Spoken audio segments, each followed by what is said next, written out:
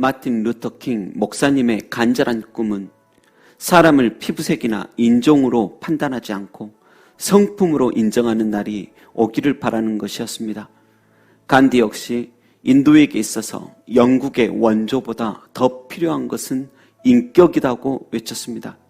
여러분, 성품은 성취나 업적보다 더 중요합니다. 그 이유는 성품이 우리의 결단, 말, 태도, 목표, 관계와 행동에 영향을 주기 때문입니다. 그래서 우리가 그리스도의 신성한 성품으로 장성해 갈수록 우리의 삶은 더욱 안정적이고 행복하게 될 것입니다. 여러분, 기초가 부실하면 건물을 지을 수 없습니다. 기초를 무시하면 결국 성수대교나 삼풍백화점처럼 한순간에 무너져 내립니다.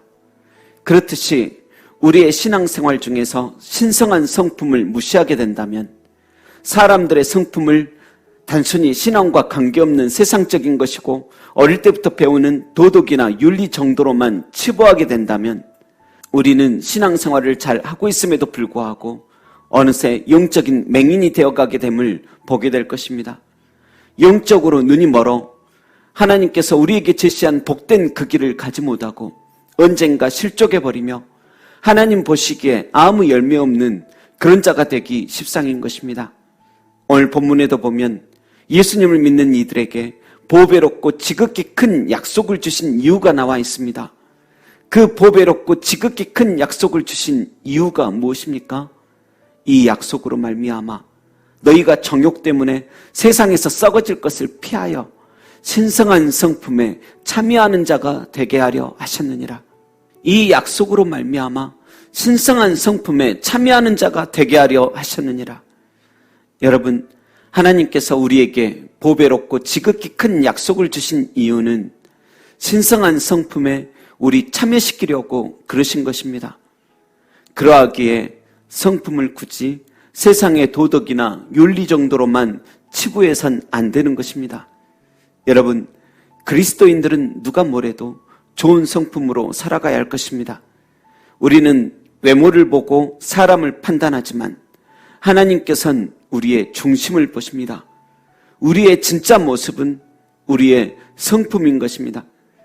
내가 어느 위치에 있고 어느 학교를 다니며 몇 년 신앙생활을 했느냐 하는 외형의 모습은 이 세상에서는 중요할지 몰라도 하나님께서 중요하게 여기지 않습니다.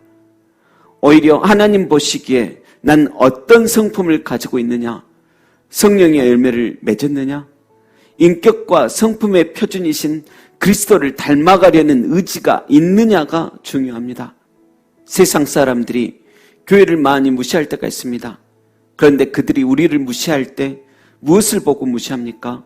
다 그런 것은 아니지만 대개 보면 우리의 성품을 보고 무시하는 것입니다. 여러분, 아무리 크고 넓은 집이라도 그 안에 성품 나쁜 사람이 있다면 가족이라도 들어가기 싫습니다. 그러나 그곳에 늘 우리를 반겨맞아 주시는 생각만 해도 고맙고 감사한 성품이 좋은 분들이 있다면 그곳은 작은 집이라도 늘 생각납니다. 우리는 기억해야 합니다. 십자가에서 달리신 한 사람의 성품이 온 세상을 변화시켰습니다. 여러분, 무조건 이것은 하나님의 말씀이니 들으시오 해서 온 세상이 복음을 받아들였겠습니까? 우리를 사랑하사 죽기까지 사랑하신 우리 예수님의 성품이, 그분의 성품을 사랑하던 그의 제자들의 마음이 온 세상을 변화시킨 것입니다.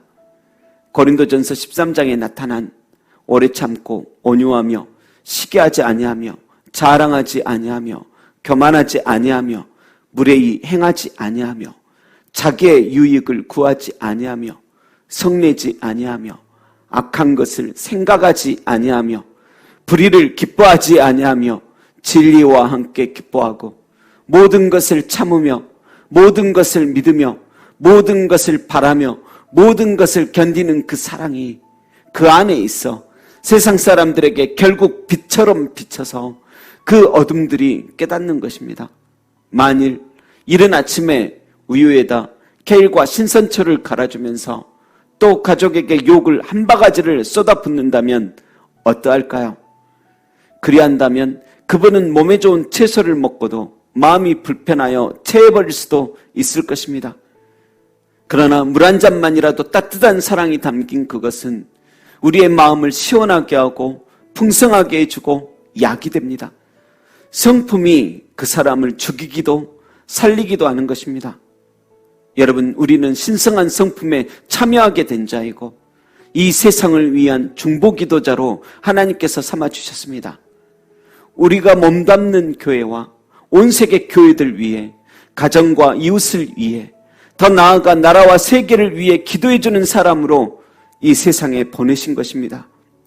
그런데 성품이 엉망이면 어떻게 타인을 위해 기도할 수 있겠습니까?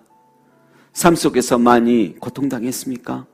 많이 아파보았습니까?